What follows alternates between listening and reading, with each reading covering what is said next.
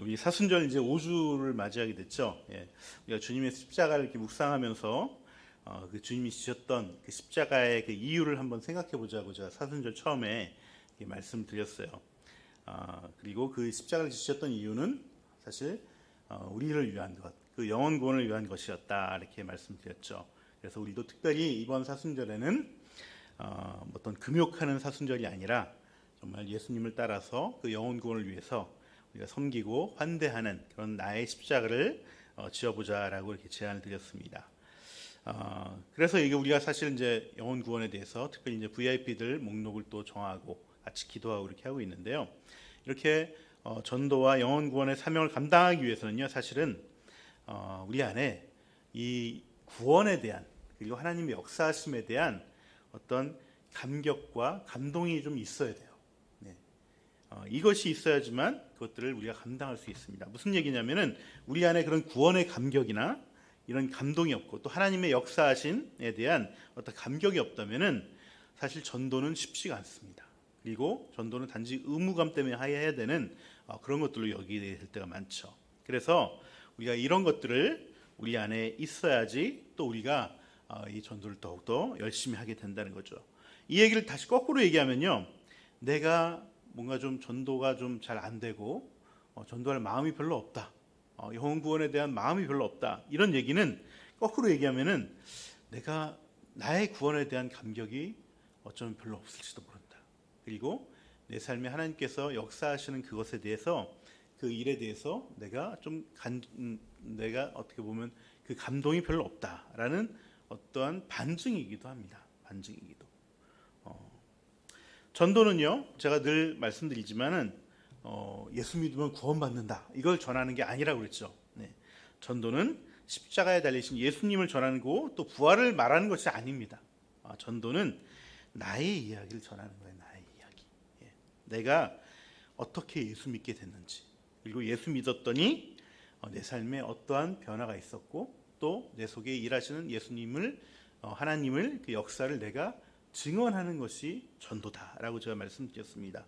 그것이 바로 복음 증거이고 전도이다라고 얘기하죠. 왜냐하면은 우리가 제자라는 말 의미 가운데 하나는 증인이라는 의미가 있어요. 증인. 우리가 제자 삼고 제자가 되어야 된다라는 의미 가운데는 우리가 증인으로 살아야 된다라는 것을 얘기하는 것이기도 합니다. 네. 왜들 또 다 내려왔어요? 네, 그래서 오늘 우리가 어떤 이런 신앙의 어떻게 보면 의무이자 권리이기도 한 이 영혼 구원의 사명을 감당하려면은 우리 안에 그런 감격과 감동이 있어야 된다는 것입니다. 그러면 이 감격과 감동이 있으려면 어떻게 될까? 제가 결론부터 말씀드리면은 우리가 주님의 긍휼함을 우리가 구해야 된다는 것이죠. 그 간절함이 있어야 된다는 것입니다. 여러분, 감격이라는 게 뭐죠? 우리가 드라마틱한 어떤 일을 할 때 우리가 이런 감격과 감동을 받게 된다고 얘기하는데, 우리가 예수님 만나고 복음을 받아들이고 구원을 얻게 됐을 때 특별히 어떤 그런 드라마틱한 하나님의 인도하심과 보호하심과 감격스러운 그런 경험들을 우리가 체험하거나 그런 사건들이 있었을 때 우리는 더욱더 우리가 이 말을 더 하고 싶어하는 욕구들이 생기게 되는 것이죠. 그래서 주위를 보시면은 이런 간증들이 종종 있습니다. 이렇게 암에 걸렸다가 나았다거나 큰 사고를 겪을 뻔했는데 거기서 구사일생을 했다거나, 그래서 이렇게 하나님의 살아계심을 내가 경험했다, 체험했다, 막 눈물 흘리시면서 그런 경험들이 많이 있죠.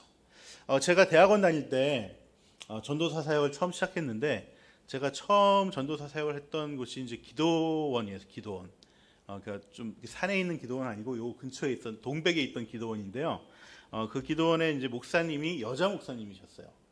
이분이 치유 사역에 굉장히 연세가 있으십니다. 병 고치는 거 굉장히 잘하시고, 찬양에 굉장히 연세가 있으세요.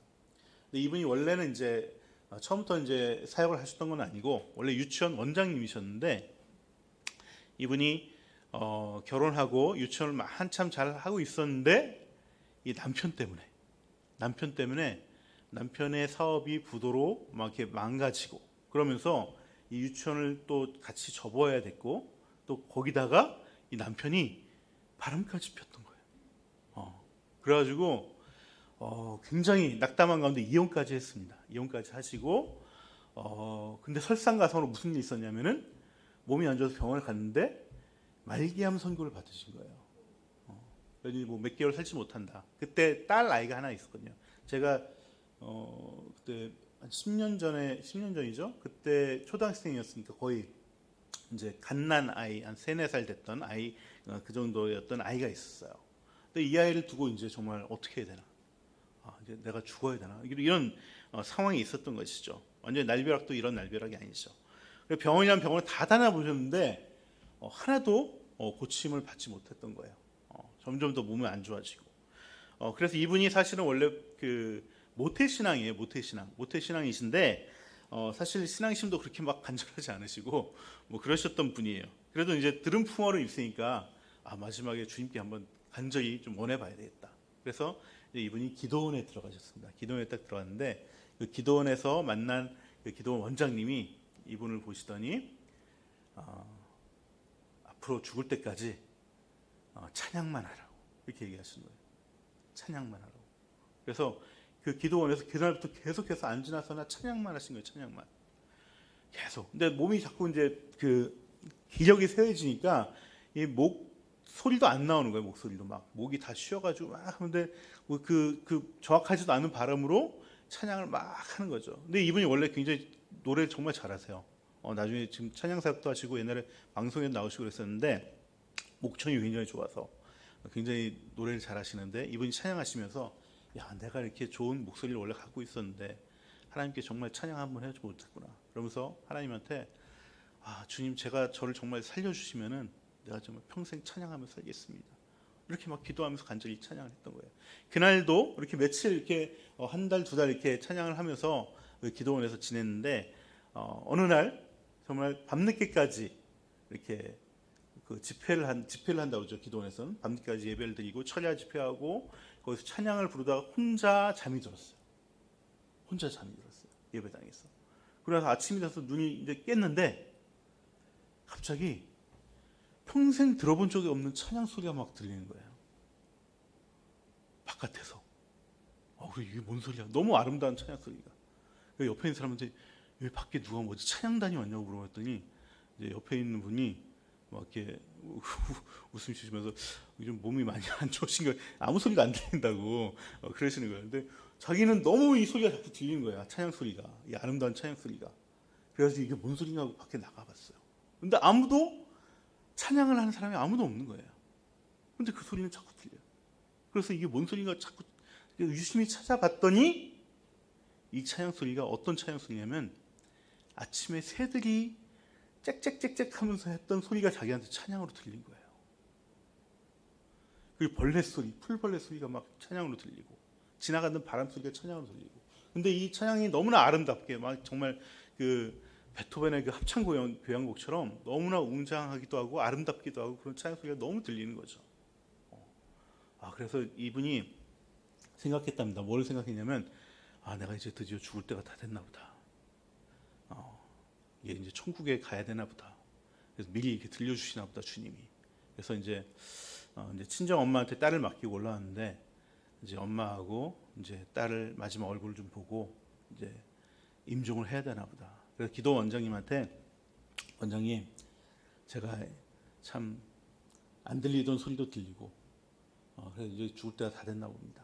이제 엄마하고 이제 딸을 이제 올라오라 했으니까 오면은 같이 임종 예배 드려주시고 기도해 주셨으면 좋겠습니다. 이렇게 얘기했더니 원장님이 뭔 소리 하냐고. 당신 이미 다 나았다고 얘기하시네요. 다 나았다고. 그러고 나니까 자기 보니까 몸이 좀 가벼워진 것 같더래요. 그리고 또 뭐 이렇게 힘도 좀 숨도 좀 들차고 깜짝 놀라가지고 다시 병원에 갔는데 정말 이 암이 말끔히 사라졌다는. 네. 그래서 그분이 그 길로 이제 다시 신학을 공부하시고 안수를 받으시고 이제 여자 목사로서 이렇게 기도원 사역을 하시면서 많은 어떤 찬양 사역도 하시고 치유 사역도 하셨어요. 제가 사실은 신학을 굉장히 메마르게 했거든요. 대학원 다닐 때 좀 이렇게 학구적으로 막 했기 때문에 제가 좀 성령의 체험에 대한 갈급함이 있어서 일부러 사역을 제가 기도원 가서 했었는데 이제 그 목사님 만난 거예요. 근데 그분이 그런 얘기를 하시면서 그때가 얘기하셨을 때가 그 왜 얘기하셨냐면은 자기가 얼마 전에 암보험 다시 들었다고. 이게 이제 다 나서가지고 야 10년인가 지나면은 다시 암보험을 들 수 있대요. 암 걸린 사람도. 그래서 그 정도로 다 완전히 나섰다고. 그러면서 이렇게 간증하시면서 그 말씀을 하셨던 것, 집회 가운데 하셨던 말씀 제가 기억합니다. 여러분 이런 분들의 어떤 이런 간증을 들으면은 정말 예수님 제대로 믿고 놀라운 구원의 감격과 그런 기쁨과 감동이 있는 것을 알 수 있죠. 그런데 또 이런 분들만 있는 건 아니에요. 우리가 살아가면서 보면은 한편으로는 어떤 분들은 이렇게 교회 다니는 것이 뭐 특별한 일이 없이 이런 특별한 어떤 경험이나 이런 것도 없이 그냥 교회 나가는 것도 그냥 당연하게 나가고 이게 별다른 감동이나 감격은 없지만 그냥 그래도 교회 계속해서 나가시는 분들이 있어요. 네. 어떤 분들은 이제 모태신앙 같으신 분들 특히 그렇죠. 태어나면서 보니까 부모님이 교회 다녔고 그래서 나도 교회 다녔어. 그래서 자연스럽게 어려서부터 교회를 다니다 보니까 하나님 믿고 예수님 영접하게 되신 분들도 굉장히 많습니다. 네. 내가 예수님 믿고 또 구원받은 것이 확실한데 그 구원에 대한 어떤 감격이나 감동은 별로 없을 수가 있습니다. 어떤 특별한 어떤 기적 같은 일을 경험한 적도 별로 없습니다. 근데 하지만 교회 다니는 것이 너무나 당연하고 또 하나님 믿는 것이 어렵지도 않고 하나님 믿는 것이 오히려 하나님 믿지 않은 게 상상할 수도 없고 그런 분들도 많이 있습니다. 또 어떤 분들은 이렇게 같은 모태신앙이지만 또 이렇게 두 부류가 있죠. 모태신앙도 굉장히 그런 감격이나 감동, 기적이나 이런 것들을 체험하지 못했지만 그래도 그 사람의 어떤 인격 가운데 굉장히 열매들이 많으신 분들이 있어요. 온화한 인격을 가지시고 그런 인격의 열매들을 맺으며 살아가시는 분들도 계시고 또 어떤 분들은 정말 진짜 어려서부터 태어나면서부터 신앙이 있었는데도 불구하고 신앙이 굉장히 술에 물 탄 듯, 물에 술 탄 듯 이 흐지부지한 신앙들도 있습니다. 힘이 없는 신앙들도 있습니다. 또 치유 받으신 분들 중에서도요, 다 하나님을 경험하지 못합니다. 하나님을 믿지 않는 경우도 있고요. 하나님에 대해서 별로 이렇게 감격하지 않으신 분들도 있습니다. 저희 아버지가 그랬거든요. 저희 아버지가 60살쯤 되셨을 때 간경화 판정을 받으셨어요. 그래서 간이 70%가 돌덩이처럼 딱딱하게 굳어져 버렸습니다. 간이 이미 석화가 다 진행돼서. 그래가지고 거기서 막 이제 그 돌덩어리 같은 게 막 떨어져 나와서 이 췌장을 막는 거예요. 췌장의 그 담도관을. 그래서 췌장 그 담도관이 막히면은 엄청 아픕니다. 엄청 아파요. 아버지가 굉장히 고생 많이 하셨거든요. 그래가지고 이걸 어떻게 해야 되냐는데 수술을 해야 되는데 간을 이제 도려내는 수술을 해야 되는데 수술을 할 부위가 굉장히 안 좋은 거예요.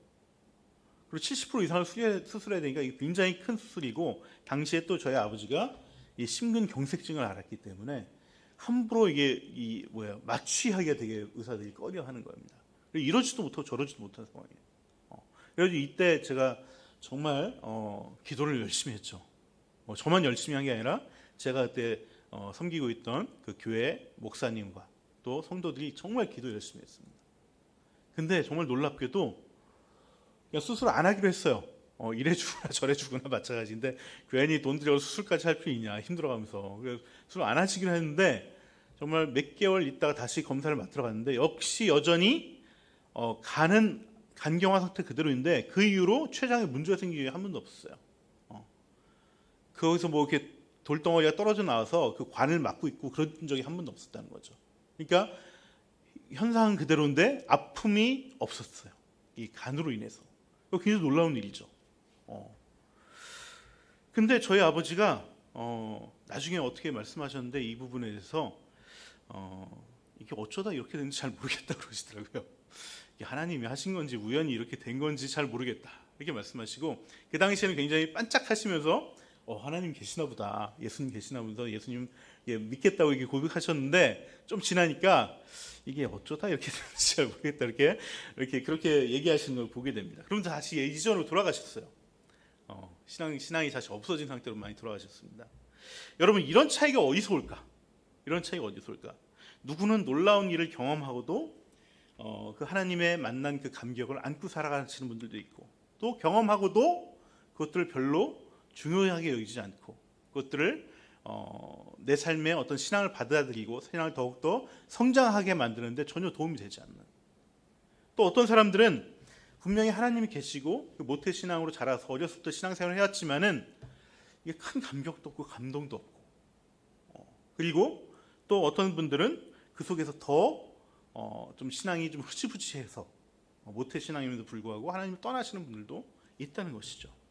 저는 이 차이가 어디서 오는 것인가 굉장히 궁금했습니다. 왜냐하면 저 같은 경우는 모태 신앙이 아니거든요. 저는 모태 신앙이 아니에요. 근데 저는 교회 나가고 예수님 믿는 게 어렵지 않았어요.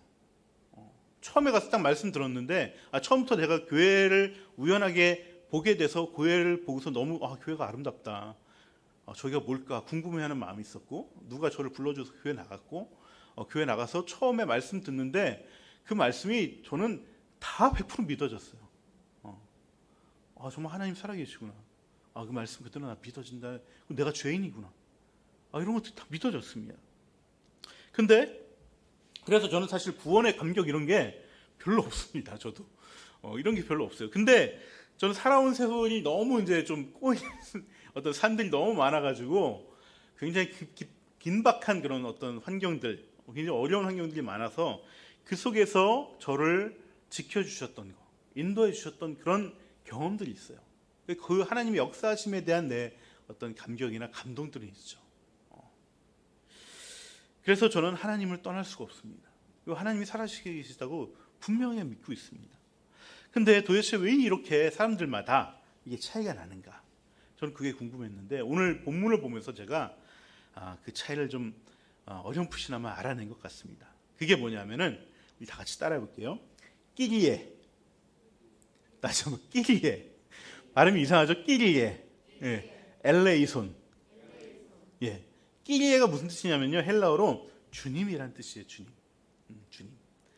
엘레이손은 헬라어로 뭐냐면은 긍휼히 여겨주소서란 말입니다. 긍휼히 여겨주소서. 네. 합치면 주여 저를 긍휼히 여겨주소서라는 말입니다. 무슨 말이냐면은 긍휼을 구하는 마음, 긍휼을 구하는 마음, 그리고 긍휼을 구하는 자세, 그리고 긍휼을 구하는 기도가 없으면은 하나님의 역사가 있다 하더라도 그것이 저한테 크게 와닿지 않는다는 거예요. 우리에게. 여러분, 신앙에 있어서 우리가 끝까지 붙잡아야 될 것이 뭐냐면 바로 주님의 긍휼하심을 구하는 태도입니다. 태도.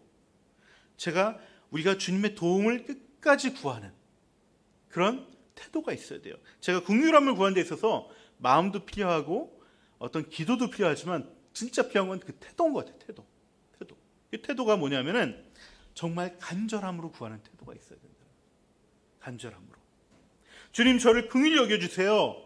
저를 긍휼히 여겨주세요. 이렇게 담담히 구하는 것이 아니라 정말 주님께서 저를 도와주시지 않으면 안 된다라고 여기는 마음으로 간절히 구할 때 그런 태도로 구할 때 여러분, 그 하나님의 역사하심이 우리 가운데 더 크게 흔적이 남는다는 것입니다. 흔적. 우리 찬양 우리 할 때마다 우리 마커스 찬양하잖아요. 마커스. 예, 제가 그 마커스 찬양을 계속 하는 이유는 그분 목소리가 저 비슷하다고 누가 그래가지고 계속 하고 있습니다. 하고 있는데 그 마커스란 뜻이 그거예요. 흔적. 예수님이 남긴 흔적이 나한테 남아있다는 거죠. 마커스라는 뜻이. 예. 여러분, 긍휼을 구한다는 것은 바로 이런 거예요.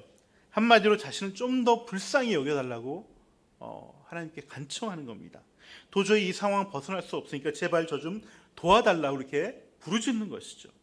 이 문제는 내가 도저히 해결할 수 없으니까 주님이 해주셔야 됩니다라고 주님께 구하는 것입니다. 여러분, 이게 없다면은 사실은 솔직히 얘기하면은 내가 이런 주님의 도움이 없어도 살 수 있다라는 것을 스스로 얘기하는 것과 마찬가지예요. 아직은 내가 견딜 수만 한다거나 아니면은 내가 이러저러한 방법으로 내가 하면 되지 뭐. 꼭 주님이 꼭 해야 되나? 라는 마음이 있을지도 모른다는 것이에요. 여러분, 그래서 이렇게 간절히 구해야 됩니다. 근데 여러분, 여기서 중요한 거는 내가 간절히 구하는 것하고 그 일이 응답되는 것하고는 별개의 문제입니다. 별개의 문제예요. 내가 간절히 구한다고 해서 그 일이 응답되는 것이 아니고요. 또 내가 간절히 구하지 않는다고 해서 그 일이 응답되지 않는다는 것도 아니에요. 하나님, 내가 울면서 기도한다고 그 일을 반드시 들어주시는 것도 아니고, 내가 담담히 그렇게 그냥 기도했다고 해서 그 일을 안 들어주시는 분도 아니라는 겁니다. 물론 좀 전에 우리 본문 전에 18장에 나오는 과부 있죠. 과부의 비유가 있거든요. 어떤 불의한 재판장이라는 건 뭐냐면 힘 있는 사람의 어떤 그 사람한테 손을 더 들어주는 사람들, 나한테 유리한, 내가 뭔가 좀 떨어지는 것에 더 이렇게 승소를 해주는 사람들, 그런 불의한 재판장인데, 그런 불의한 재판장일지라도 과부가 맨날 찾아와서 내가 억울한 일 당했는데 좀 살려주세요 계속 요구를 하면은 그 재판장이 귀찮아서라도 그 과부의 간구를 들어주신다고 했어요. 그 얘기는 뭐냐면은 우리가 억울한 일을 당하고 내가 정말 화나는 일을 당하고 내가 도저히 어쩔 수 없는 일이라면은 그 일을 하나님께 계속 구하게 되면은 불의한 재판장도 들어주는데 그 일을 너희들에게 하나님께서 안 들어주시겠냐고 말씀하시면서 하신 말씀입니다. 이런 것들은 좀 예외 상황이에요. 왜냐하면 내가 당연히 받아야 될 권리, 내가 부당한 것을 당했기 때문에 그 억울함을 가지고 하나님께 구하는 것은 여러분 계속 간구하면은 반드시 하나님께서 들어주십니다. 이건 하나님께서 약속하신 거예요. 근데 그런 것들이 아니라 우리가 일반적으로 우리가 간구하고 구할 때 내가 간절히 원한다고 하나님께서 들어주실까? 아닙니다. 내가 간절히 구하지 않는다고 하나님 안 들어주실까? 아닙니다. 하나님은 우리의 모든 것을 이미 알고 계세요. 그래서 내가 구하지 않아도 내가 필요한 것들을 채워주시고요, 또 복을 부어주십니다. 또 내가 아무리 울며 불며 때를 쓰는 것을 같이 이렇게 구하더라도 하나님 보시기에 이거 주면 안 되겠다 하는 것은 주시지 않습니다. 그래서 나의 간절함이 곧 기도 응답으로 생각하시면 안 됩니다. 우리가 대부분 한국교회에서 간절하게 기도해야지 응답 받는다 이렇게 얘기하시는데 그거는 특별한 경우에서만 하는 경우 얘기입니다. 일반적인 것들은, 대부분의 기도들은 나의 간절함과 상관이 별로 없어요. 그러나 하나님이 응답하시고 안 하시고를 떠나서 그 기도가 이루어지든 안 이루어지든 우리가 간절한 태도로 하나님께 구하는 것, 이렇게 간절한 태도로 긍휼함을 구하는 것이 이 필요한 이유는요, 먼저는 하나님께서 그러한 태도로 구하는 사람들을 기뻐하시기 때문에 그렇습니다. 굉장히 그것을 기뻐하세요. 왜? 나를 의지하는 사람이라는 것을 알기 때문에 그렇습니다. 그리고 나에게 또한 유익이 있습니다. 나에게 유익이 있어요. 어떤 유익이 있냐면요, 내가 간절히 구했을 때 그것이 이루어졌을 때도 유익이고 안 이루어졌을 때도 유익이에요. 내가 간절히 구하게 되면은 그것이 이루어졌을 때 내가 어떻게 느끼게 되죠? 내가 하나님께 구했더니 하나님이 나의 기도를 들어주시는구나. 그리고 그 속에서 내가 하나님이 살아계신다는 것을 내가 알게 됩니다. 이 작은 것들을 하나씩 경험해 가면서 점점 내 믿음이 커지고 더 큰, 내가 정말 할 수 없는 것들을 구하게 되는 것이죠. 그리고 그 일들을 하나님께서 또 만들어 가십니다. 또 때로는 내가 간절히 구했는데 그것이 이루어지지 않았어요. 하지만 이루어지지 않은 것을 통해서 우리가 뭘 깨달을 수 있죠? 이거는 하나님 기뻐하시는 것이 아니구나. 이거는 잘못된 간구구나 라는 것을 우리가 깨닫게 됩니다. 옳고 그름을 떠나서 하나님은 나한테 맞지 않는 경우도 안 들어줄 때가 있어요. 내가 이거 되면은 오히려 나는 좋을 것 같은데 딱 이루어지면은 내가 더 피곤해지는 경우도 있습니다. 굉장히 힘들어지는 경우. 그런 경우는 하나님께서 들어주시지 않으시죠. 그걸 통해서 뭘 우리가 깨닫게 되죠? 하나님의 뜻을 우리가 알게 되고 나라는 사람은 어떤 사람인가, 나에 대해서도 더 하나씩 깨닫게 돼요. 그래서 내가 하나님을 더 알게 되고 나를 더 알게 되고, 그래서 점점 정말 내가 원하는 것을 찾아서 구하게 되고 또 하나님이 원하는 것을 찾아서 구하게 되고, 그 속에서 하나님 뜻을 더 깊이 알게 되고 그 하나님의 다스림 속에 더 깊이 들어갈 수 있게 된다는 것이에요. 그렇기 때문에 우리는 이 기도가 이루어지든 안 이루어지든 떠나서 우리는 간절하게 구하는 태도가 필요하다는 것입니다. 신앙은 그렇게 간절함이 있어야 돼요. 그렇게 긍휼을 구하지 않으면 우리가 신앙이 자라지 않습니다. 그리고 감격스러운 일, 감동적인 일이 있다 할지라도 그것을 감동으로 우리 가운데 남겨지지 않아요. 그래서 이 감동이 없고 감격이 없으면 우리가 그 신앙생활을 힘있게 할 수가 없습니다. 그래서 우리는 하나님의 도우심을 간절히 구하고 이것이 되든 안 되든 그 속에서 하나님의 뜻을 구하고 또 내 믿음이 자라나는 것을 내 스스로 경험해 보셔야 돼요. 오늘 본문에 보시면 예수님이 여리고로 가고 있다는 소식을 듣고서 구걸하고 있던 거지였던 한 소경이 눈먼 사람이 소리를 지르기 시작합니다. 이렇게 막 소리를 지르자 옆에 있는 사람들이 이제 나무라죠. 그거 좀 조용히 좀 하시오. 이게 여기 지금 누가 뭐 예수님 뭐 만나러 안 온 사람이 어디 있는데 뭐 혼자 이렇게 만나겠다고 난리를 피냐고 이렇게 꾸지람을 합니다. 핀잔을 줍니다. 유별 떨지 말고 좀 가만히 좀 있으라고. 하지만 그때 만약에 바디메오가 가만히 있었더라면 아마 바디메오는 성경에 기록되지 않았던 인물이 될 것입니다. 그런데 바디메오는 묵묵히 앉아서 하나님을 기다리지 않았습니다. 주님을 기다리지 않았습니다. 다른 사람이 꾸짖든 나무라든 상관하지 않고 오히려 더 큰 소리로 다윗의 자손 예수님 나를 불쌍히 여겨주십시오. 끼리에 엘레이손을 외쳤다는 거예요. 여러분 한번 그 상황을 한번 상상해 보세요. 눈먼 사람이 예수님이 지나간다는 소리를 듣고서 그 내가 눈먼 사람을 생각해 보십시오. 그러면 이 예수님이 어디 지나는지 어떻게 알겠어요? 보이지 않아요. 근데 내 눈을 고쳐줄 수 있는 사람, 그분은 예수님밖에 없는 거예요. 지금 그 상황에서는. 지금도 눈을 못 뜨게 하는 의술이 있는 것도 아닌데 그 옛날에 누가 그 사람의 눈을 뜨게 해주겠습니까? 근데 눈 떴다는 얘기도 들었고 소문도 들었고 예수님 지나가요. 그럼 어떻게 해야 되죠? 소리쳐야죠. 어디 뭐 예수님 여기 있는데도 불구하고 내가 여기서 막 소리칠 수도 있지만은 간절하게 소리쳐야죠. 거기서 그 바디메오의 모습을 한번 상상해 보세요. 그때 바디메오에게서 무엇이 느껴질까요? 간절함이 느껴지는 거죠. 이 간절함이, 이 긍휼하심을 구하는 이 간절함이 그에게 구원이 임하고 눈이 떠지는 역사를 체험하게 했다는 것입니다. 그리고 그 기적이 임하는 것을 끝난 것이 아니라 바디메오는 마지막에 보면은 예수님을 따라갔다라고 이렇게 얘기하고 있습니다. 한마디로 그날부터 예수님의 제자가 되기 시작했다는 거예요.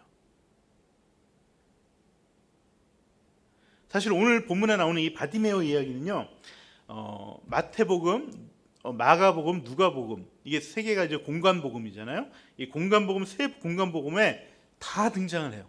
다 등장. 이게 다 등장하는 사건들이 많지 않습니다. 그러니까 복음서 이야기에 이 스토리라인에 이 바디메오가 없으면은 이야기가 되지 않는다는 거예요. 이야기가. 이 바디메오 사건이 어디서 등장하냐면은 항상 예수님이 제자들한테 이 얘기를 합니다. 뭔 얘기를 하냐면은 내가 이제 예루살렘에 올라가면은 내가 고난을 받고 모욕을 당하고 채찍을 맞고 거기서 죽을 것이다. 이 고난 가운데 들어갈 것이다. 그리고 내가 부활할 것이다. 이 얘기를 할 때 꼭 바디메오가 등장합니다. 근데 이 얘기를 할 때마다 제자들은 이 예수님의 말씀을 전혀 깨닫지 못해요. 이해를 못해요. 이해를 한다면은 아마 제자들이 어떻게 했을까요? 다 도망갔겠죠. 나중에 다 도망갔잖아요. 또 때로는 베드로처럼 막 꾸짖기도 합니다. 아니 주님 지금 뭐 하자는 겁니까? 지금 3년 동안 쫓아다녔는데 지금 십자가에서 죽겠다는 거예요. 지금 뭐 하겠다는 거예요. 그래서 오히려 막 예수님 이게 멱살을 붙잡고 베드로가 따졌다는 또 기록이 있죠. 네. 이렇게 예수님의 말씀을 다 깨닫지 못해요. 한마디로 이 제자들은 눈뜬 소경이었다는 거예요. 눈뜬 소경. 그런 상황에서 어김없이 진짜 소경이었던 바디메오가 등장하죠. 그렇게 예수님을 따라다니고 주님 하며 따랐던 제자들에게는 진짜 영적인 눈이 다 감겨져 있었고 오히려 예수님 한 번도 보지 못하고 귀로만 들었던 소문으로만 들었던 바디메오가 진짜 예수님을 보게 되는 것이죠. 눈이 떠지게 되는 것이죠. 그리고 예수님이 진짜 제자가 되어서 따라간다는 것입니다. 여러분 다윗의 자손 예수란 말은요 굉장히 독특한 말이에요. 이 얘기는 이 복음서에서 오직 바디메오만 했던 고백이에요. 이 다윗의 자손 예수란 말은 예수님의 말로 메시아라는 것을 고백하는 그 고백이에요. 왜냐하면 예언서들을 보면은 다윗의 자손 가운데 메시아가 태어날 것이다, 이렇게 얘기했거든요. 그리고 당시의 모든 사람들도 메시아가 온다면은 다윗의 가문 가운데, 다윗의 그 자손들 가운데 메시아가 올 것이라고 다 굳게 믿었어요. 근데 제자들 가운데 단 한 명도 예수님을 다윗의 자손 예수라고 고백한 사람이 아무도 없었다는 거예요. 근데 오직 바디메오만 그 영적인 눈이 띄어서 그 소문으로만 듣고 귀로만 들었던 예수님에 대해서 당신이 진짜의 메시아라고 고백하였다는 것입니다. 여러분, 저는 우리의 진짜 연약함이 무엇일까 한번 생각해 봤으면 좋겠어요. 우리가 왜 긍휼함을 구하지 않는 것일까? 간절히 구하지 않는 것일까? 그것은 내가 여전히 예수님을 봐도 제대로 보지 못하고 그 역사하심을 구하지 않는 그런 눈뜬 소경이 아닌가라는 생각을 해봅니다. 그것이 우리의 가장 큰 연약함이고 우리의 가장 큰 불쌍한 점이에요. 사실은 나에게 간절히 구할 것이 없다라고 여기는 그 메마른 영혼이 진짜 우리의 문제라는 것이죠. 사실 우리는 너무나 많은 것들을 이미 가지고 있고 누리고 있습니다. 사실 더 이상 하나님의 도움이 없이도 우리가 한 인생 살아가는데 큰 어려움 없이 살아갈 수 있습니다. 그렇게 살아가는 사람 많이 있습니다. 하지만 그렇게 부족한 것이 없을 때 사실은 우리는 눈뜬, 영적으로 눈이 먼 영적인 소경으로 점점 눈이 감겨져 가고 있다는 것이에요. 더욱더 큰 문제는 그렇게 영적으로 눈뜬 소경이 되어가고 있음에도 불구하고 그런 나를 내가 불쌍히 여기지 않는다는 거예요.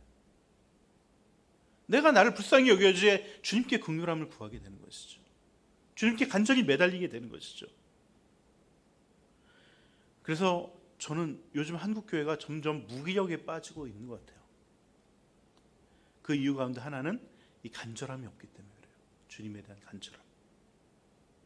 물론 간절함 대신에 또 우리가 일상의 편안함이나 어떤 신앙에 대한 어떤 향상성이 또 늘어난 것도 있어요. 좋은 점도 있습니다. 하지만 적어도 우리가 정말 놓치면 안 될 부분에 있어서 간절함이 사라지고 있어요. 그 부분이 어떤 부분이냐면 바로 영혼 구원에 대한 간절함이 사라지고 있다는 거예요. 영혼 구원에 대한. 이 간절함이 필요합니다. 한국 교회가 언젠가부터 영혼 구원에 대한 어떤 소망이나 열정이 싹 사라졌어요. 싹 사라졌어요. 70년대, 80년대, 90년대에는 정말 우리가 뭐 마케팅 하듯이 막 대규모 전도가 막 이루어지고 또 그렇게 또 교회 오신 분들도 많이 있습니다. 근데 사실 이러한 전도는 성경적인 전도가 아니에요. 성경적인 전도가 아니에요. 한 사람 한 사람을 정말 섬기듯이 그 사람에게 나의 삶의 이야기를 증언하고 그걸 통해서 예수님을 전하는 것, 이것이 초대교회 때부터 이렇게 이어져 왔던 교회의 전통적인 전도의 방식이에요. 생각해 보세요. 로마 제국 시대 때 우리가 어떻게 나가서 예수님 믿으라고 얘기할 수 있겠습니까? 예수님 믿으면 다 죽음인데. 다 한 명 한 명 만났죠. 한 명 한 명 내가 그 사람 섬기면서 또 우리 교회 안에서 섬기는 것을 보면서 하나님, 저 사람들을 보면서 사랑이 느껴지고 그래서 나도 예수님 믿어야겠다. 이런 고백들 때문에 전도가 이루어졌던 것입니다.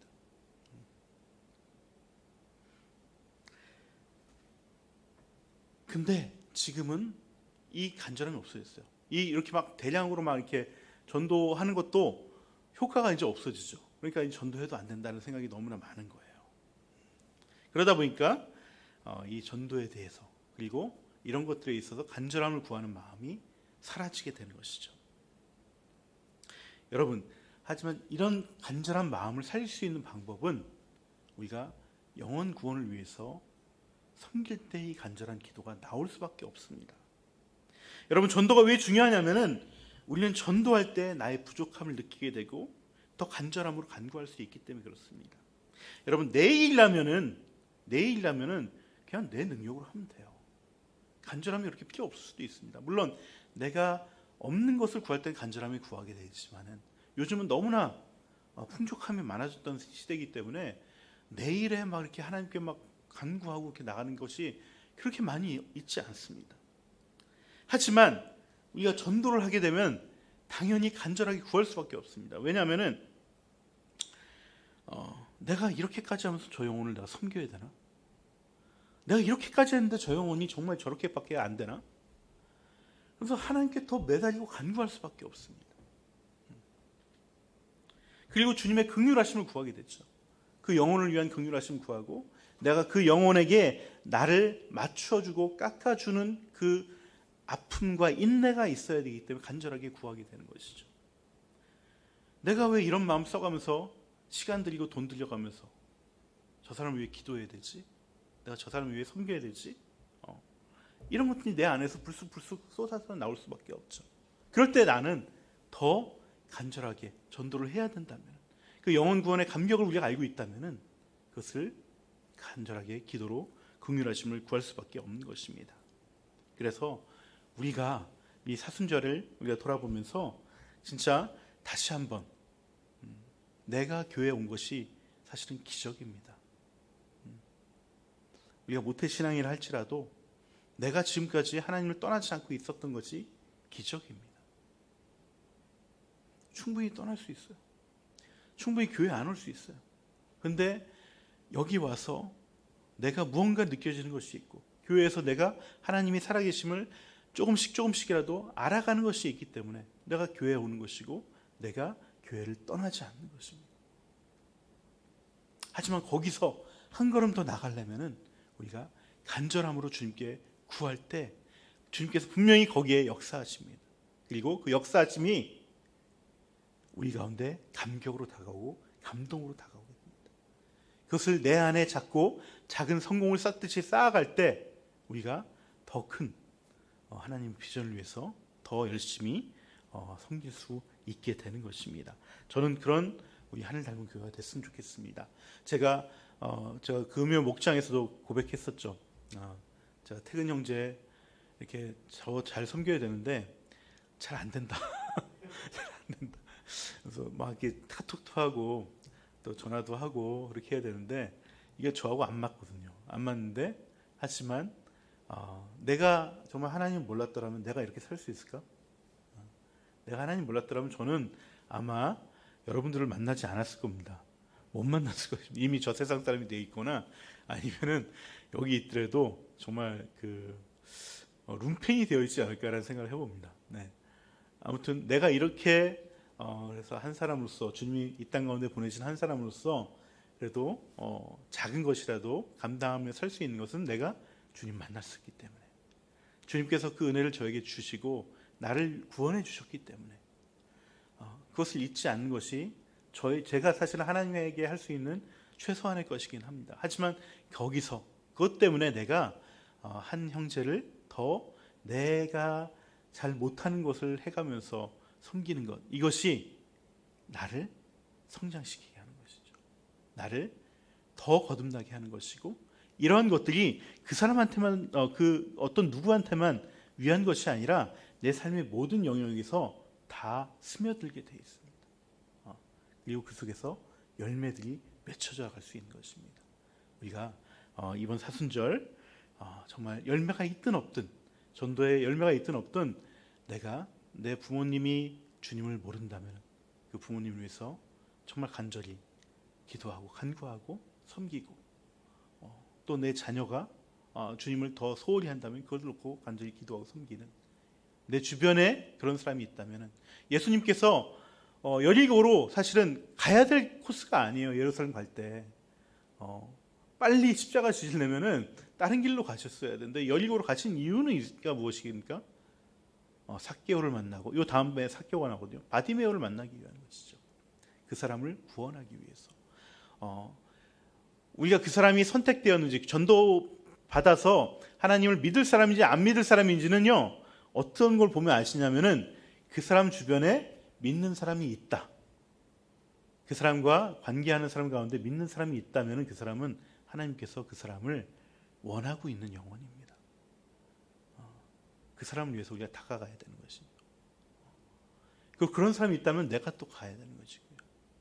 그럴 때 우리가 더욱더 간절하게 주님의 긍휼하심을 구할 수 있다는 것입니다.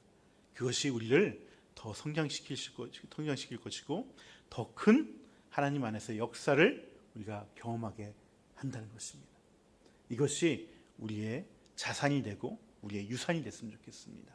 우리 함께 기도하시겠습니다. 우리 찬양 같이 하고요. 기도하도록 하겠습니다.